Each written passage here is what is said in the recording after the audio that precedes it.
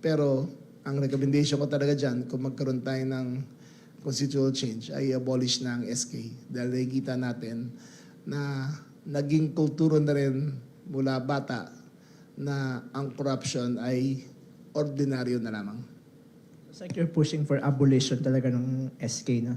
If there is a constitutional method of changing it, then I would push for the abolition of the SK.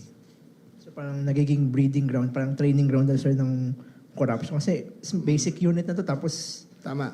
Tsaka bata pa, natututo na.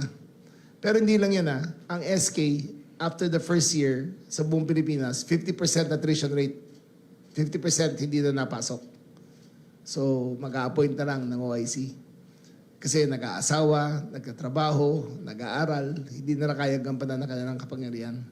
So, ang recommendation ko ay village council na lang ang mag-a-appoint kung sino mag-handle ng youth affairs kaysa mag-election pa.